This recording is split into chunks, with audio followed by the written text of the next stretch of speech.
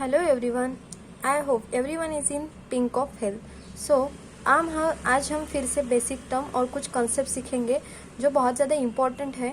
जैसे कि अभी तक हमने देखा कि जस्ट लास्ट में जो कंसेप्ट ली थी हमने कंसेप्शन लिया था, बहुत ज़्यादा इम्पॉर्टेंट था। उसके बाद सर्विस पीरियड लिया था, वो भी बहुत ज़्यादा इम्पॉर्टेंट था।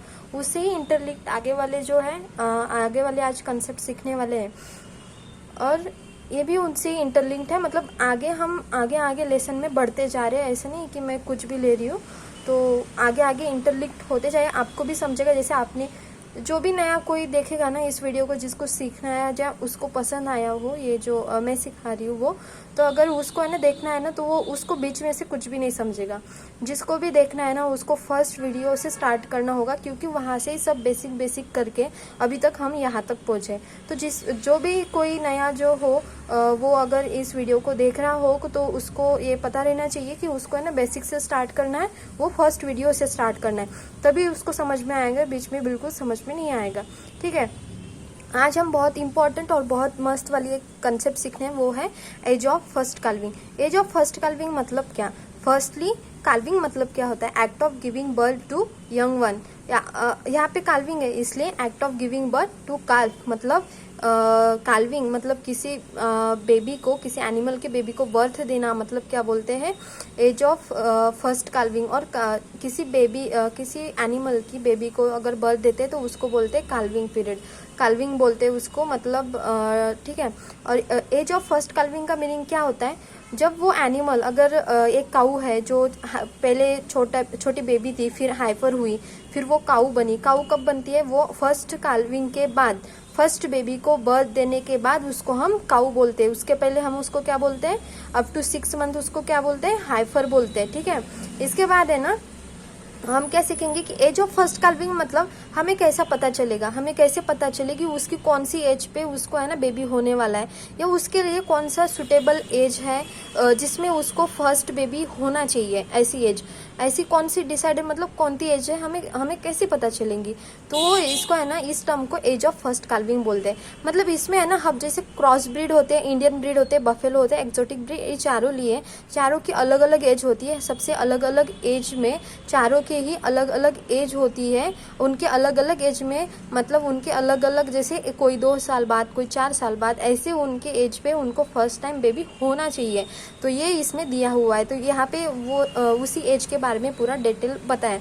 तो मैं एकदम मस्त समझा के बताऊंगी, क्योंकि है ना ये हर किताब में या हर बुक में अलग अलग दिया रहता है। 19-20 रहता है, थोड़ा फर्क रहता है, इसमें वो रहता है।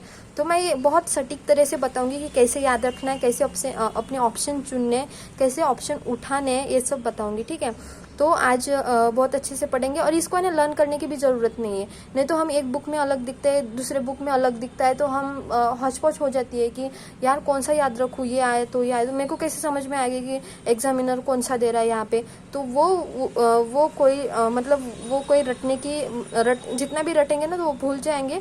तो मैं जैसे हम आज सीखेंगे उस तरीके से आप भूलेंगे नहीं, आपके दिमाग में फिट होगा, आप बहुत करेक्ट आंसर भी चूज करोगे। कुछ एक्सेप्शन है, एक दो सिर्फ वो तो ध्यान में रखने पड़ेंगे। एक आधा एक्सेप्शन रहता है तो वो ध्यान रखना पड़ेगा, तो वो रखेंगे। और उसके बाद जो बाकी के सब फट से सीख लेंगे। अभी चलते हैं आगे। जैसे कि ये क्रॉस ब्रीड है। क्रॉस ब्रीड मतलब क्या होता है? जैसे पहले इंडियन ले लेती हूँ। ठीक है, जो हमारी इंडियन ब्रीड होती है ना, जैसे काऊ की इंडियन ब्रीड कौन सी है? रेड सिंधी है, गिर है, सहवाल है, थारपारकर है, बहुत सारी है। जैसे मिल्क पर्पज होती है, ड्राफ्ट पर्पज होती है, ड्यूअल पर्पज मतलब मिल्क के लिए भी यूज़ करती है और काम के लिए, फील्ड वर्क के लिए भी यूज़ करती है। ऐसे वाली जो इंडियन ब्रीड है अपने वो, तो ये इंडियन ब्रीड में है ना 3 साल तक, वो जब 3 साल की हो जाएगी, मतलब काऊ 3 साल की हो जाएगी, उसकी फर्स्ट मीटिंग करवानी चाहिए। ठीक है, मतलब कैसे? वो 3 साल की हो गई, मतलब कितने मंथ की हो गई? 36 मंथ की। 12 के 12, 12 दूनी 24, 32, 36 मंथ की हो गई। वो 36 मंथ की हो गई तो आसपास, इसके आसपास ही क्या रहेगा? इसके आसपास ही ऑप्शन रहेगा एकदम। तो उसमें हमको है ना समझ में आएगा कि हमको इंडियन ब्रीड 3 साल की लेनी है। सिर्फ इसमें एक ही एक्सेप्शन है, वो है ये गिर काऊ है। गिर काऊ एक एक्सेप्शन है, इसको है ना बहुत ज़्यादा टाइम लगता है, इसको बहुत ज़्यादा टाइम लगता है, नियर अबाउट 56 मंथ ऐसा कुछ तो भी, 40 से 56 मंथ, ऐसा कुछ तो भी है। तो सिर्फ यही काऊ है जो एक्सेप्शन है, बाकी सभी इंडियन काऊ के लिए जनरली 3 साल का वक्त लगता ही है। वो 3 साल के बाद ही फर्स्ट बेबी को क्या देगी, बर्थ देगी, ठीक है। इसके बाद है ना बफेलो पे जाते हैं। बफेलो का कैसा है, बफेलो है ना इससे कितना 2.5 साल आगे, सॉरी आधा साल आगे, मतलब ये 3 साल देती थी, इसको है ना 3.5 साल लगते हैं, 3.5 ईयर्स लगते हैं, 3.5 ईयर्स लगते हैं इसको ज़्यादा, प्लस 42, ठीक है, 36 + 6 ये करके 42 मंथ। तो नियर अबाउट इसके 42 मंथ के ही नियर अबाउट, जैसे कभी कभी देगा कि 41 to 43 ऐसा देगा, क्योंकि हमने गिन लिए 3.5 साल, तो बराबर उसी टाइम पे होगा। ये तो किसी का भी ऐसा होता नहीं है, तो थोड़ा पीछे आगे पीछे होता ही है, ठीक है। बफेलो में एक्यूरेट है कि 3.5 साल के आसपास ही वो फर्स्ट बेबी को, उसका मतलब एज ऑफ फर्स्ट काल्विंग है, ठीक है। उसके बाद है ना एक्सोटिक ब्रीड। एक्सोटिक ब्रीड जैसे होल्स्टेन फ्राइसियन है, ये एक्सोटिक ब्रीड है, मतलब अदर कंट्री की जो ब्रीड है उनको है ना 2 साल ही लगते हैं। हमारी इंडियन ब्रीड को 3 साल लगते हैं, एक्सोटिक ब्रीड को सिर्फ 2 साल लगते हैं। 2 साल 24-26 मंथ, जैसे यहाँ पे लिया आसपास 24-26 मंथ एक्सोटिक ब्रीड को। वो फर्स्ट टाइम बेबी को जब बर्थ देंगी, वो है ना करीब 2 साल की होगी ही एक्सोटिक ब्रीड में, ठीक है। इंडियन ब्रीड हो गई, अपनी बफेलो हो गई, हमारी एक्सोटिक ब्रीड हो गई। इसके बाद है ना हम क्रॉस ब्रीड। अभी सीखेंगे पहले कि क्रॉस ब्रीड क्या होता है। क्रॉस ब्रीड मतलब क्या, हमारी इंडियन काउ ली हमने अपनी इंडियन काउ ली, फॉर एग्जांपल ली सहीवाल ले ली, ठीक है, सहीवाल ले ली इंडियन काउ। एक्सोटिक ब्रीड ले ली होल्स्टीन फ्राइसियन। अभी इनमें क्या स्पेशल कैरेक्टर है, ये सहीवाल है ना, सहीवाल इंडिजीनियस मिल्क पर्पस के लिए यूज़ की जाती है, मतलब बहुत अच्छा मिल्क देती है ये सहीवाल, बहुत अच्छी क्वांटिटी में, बहुत अच्छा क्वालिटी का, ठीक है। और ये एचएफ है, एचएफ मतलब होल्स्टीन फ्राइसियन इसका पूरा नाम है। ये है ना एक्सोटिक ब्रीड है, ये एक्सोटिक ब्रीड है। ये क्या करती है, इसका है ना सबसे ज़्यादा वर्ल्ड में सबसे ज़्यादा मिल्क का सबसे ज़्यादा प्रोडक्शन यही काऊ देती है, होल्स्टीन फ्राइसियन। और इसका है ना कितना 5,000 से 6,000, 5,000 से 6,000, 5,000 से 6,000 लीटर पर लैक्टेशन पीरियड अभी हम आगे सीखेंगे। मतलब जितने टाइम तक वो दूध देती है, फर्स्ट काल्विंग होने के बाद, फर्स्ट बेबी होने के बाद वो जितने टाइम के लिए दूध देती है, उसमें वो 5,000 से 6,000 लीटर दे देती है, ऐसा है इसका, ठीक है। तो हमने ना 2 अच्छी से अच्छी दूध देने वाली काऊ यूज़ करी, और जिसकी क्वालिटी अच्छी है वो वाली काऊ यूज़ करी। दोनों का हमने क्या किया, क्रॉस करवाया, और ये एक अच्छी बनी, वो क्या है, फ्राइजवल। तो ऐसे क्रॉस ब्रीड में है ना 2.5 साल लगता है, ठीक है, 2 साल एंड हाफ साल, ठीक है, 2.5 ईयर लगता है। जैसे 24 + 6 30 मंथ के अबाउट 30 मंथ तक इसका क्या होगा, फर्स्ट हमको जो जब तक वो काऊ 30 मंथ की हो जाती है, तब तक हम क्या करेंगे, तब तक हम ये प्रोसीजर, मतलब एज ऑफ फर्स्ट काल्विंग जो है उसकी 30 मंथ रखेंगे। मतलब हमको 30 मंथ के आसपास ये काऊ का क्रॉस ब्रीड का रखना है, ठीक है। अभी हम फिर से एक बार मैं रिवाइज करवाती हूँ। जैसे हम ना छोटे में से लेते, पहले है ना ध्यान में रखना कि कैसे जाना है, तो छोटे से हम बड़े तक जाएंगे। जैसे एक्सोटिक ब्रीड ली, उसको है ना 2 साल ही लगते हैं। ध्यान में रखना कि 2 साल से चालू होते हैं एज ऑफ फर्स्ट काल्विंग। कोई भी काऊ में 2 साल से चालू होते हैं। तो पहला ले लो 2 साल का कौन की है, जो बाहर दुनिया की है, मतलब जो अदर कंट्री की है, एक्सोटिक है, और वो एक्सोटिक वाले अच्छे होते हैं। तो एक्सोटिक वाले ना जल्दी मैच्योर हो जाते हैं, उनकी first age of first calving उसकी है ना 2 साल की होती है, आसपास 2 साल, जैसे 24-26 मंथ। उसके बाद ले लो क्रॉस ब्रीड है, ये इसको 2.5 साल लगता है, जैसे 24 + 6 मंथ, मतलब 30 मंथ तक लगती है, ठीक है। इसके बाद ले लो अपनी इंडियन ब्रीड को लगता है 3 साल लगते हैं, और बफेलो को लगते हैं 3.5 साल। तो आपको ये बहुत अच्छे से याद हो जाए। जैसे 6 महीने का डिफरेंस है, 2 साल, 2.5 साल, 3 साल और 3.5 साल, बहुत अच्छे से याद हो जाएगा। आप एक बार आपको ध्यान से पढ़ने की जरूरत है, इसके बाद आपको बार याद करने की भी जरूरत नहीं पड़ेगी। इसमें सिर्फ इंडियन ब्रीड में है जो ये एक्सेप्शन है, गिर काऊ सिर्फ यही एक एक्सेप्शन है, ठीक है। इसके बाद है ना हम कुछ इंपॉर्टेंट और टर्म सीखेंगे, जैसे विल कब बोलते हैं, कैल्यूज कब बोलते हैं, और बीफ कब बोलते हैं, ठीक है। इसमें क्या है ना, काऊ जो है, जैसे काऊ का अगर है ना मीट खाते हैं, तो जो बेबी रहता है, काफ जो रहता है, वो आफ्टर 1 मंथ का पूरा होना चाहिए, 1 मंथ के आसपास, ठीक है। तो उसका जो मीट बनता है, जो उसको जब वो कट करते हैं तो उसके मीट को है ना विल बोलते हैं। आपको ये ध्यान रखना पड़ेगा, बहुत इंपॉर्टेंट टर्म है।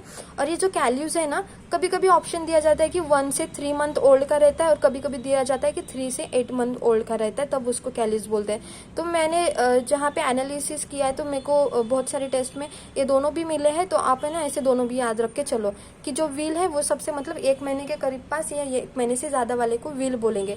अगर एक ऐसा काफ है जिसका मतलब 1 मंथ उसका हो गया है, 1 मंथ मतलब उसको बर्थ हुए 1 मंथ हो गया है या हो रहा है, उसका हम अगर मीट बनाएंगे, मीट करेंगे, तो वो है ना व्हील बोलेंगे उसको, ठीक है। और जिसको कैल्यूज किसको बोलेंगे, जिसका 1 से 3 मंथ ओल्ड है और 3 to 8 मंथ ओल्ड है, ये दोनों भी ध्यान रख लो, उसको कैल्यूज बोलेंगे। और बीफ किसको बोलेंगे, जो है ना 1 साल का हो गया है, मतलब उसको काफ तो नहीं बोलेंगे, बुली बोलेंगे। उसको क्या बोलेंगे, बुली बोलेंगे। तो उसको कट किया है तो उसको बीफ बोलेंगे, ठीक है। अभी बहुत मस्त और एक बहुत इंटरेस्टिंग सी टर्म है, वो है इंटर कैल्विंग पीरियड। हमने कैल्विंग पीरियड सीख लिया, कैल्विंग क्या होती है ये सीख ली, अभी इंटर कैल्विंग पीरियड सीखेंगे, ठीक है। अभी कैसा कि ये जो है फिर से मैं आपको पूरा रिवाइज करवाती हूँ, जो सायर डैम से हम हमेशा लेते हैं वो वाला। जैसे यहाँ पे देखो, सायर डैम है, सायर अच्छे से अच्छे मेल सिलेक्ट किया, अच्छे से अच्छे फीमेल सिलेक्ट की, इनका क्या सर्विस करवाया, और फिर बर्थ हुआ तो वो हुआ बेबी का, वो है काफ, ठीक है। फर्स्ट टाइम काफ हुआ। अभी आप मेरे को बताओ, ये काऊ है, अगर फॉर एग्जांपल ये सहीवाल काऊ है और ये अपने बेबी को क्या कर रही है, बर्थ दे रही है, ठीक है। तो ये कब देगी बताओ। अभी आपको ध्यान में आना चाहिए कि ये 3 साल की होगी तभी फर्स्ट टाइम वो बेबी को बर्थ देगी। मतलब उसकी एज ऑफ फर्स्ट कैल्विंग कब होगी, जब वो 3 साल की होगी तब, या आसपास 3 साल के आसपास होगी तब, ठीक है। तो फर्स्ट ऑफ एज कैल्विंग आप यहाँ से इंटरलिंक कर सकते हो कि ये है ना, यहाँ पे है ना 3 साल की होगी काऊ, ठीक है, यहाँ पे ऐसे। अभी फर्स्ट एज ऑफ फर्स्ट कैल्विंग हो गई उसकी, और उसने कैल्विंग मतलब बर्थ भी दे दिया बेबी को, ठीक है। उसके बाद है ना उसका हमने क्या लिया था, उसका सर्विस पीरियड रहता है, ठीक है। उसको आराम दिया जाता है 1 मंथ का, 3 से 4 वीक का, कभी कभी 2 से 3 वीक ऐसे भी बोलते हैं। तो आपको ये कंसेप्ट सीखना इतना जरूरी है ना कि कैसा ऑप्शन दिया हमको भी नहीं पता चलेगा। तो इसलिए हम रट्टा मारेंगे ना तो उससे काम बिल्कुल नहीं चलने वाला है, इसलिए पूरी कंसेप्ट पता रहनी चाहिए।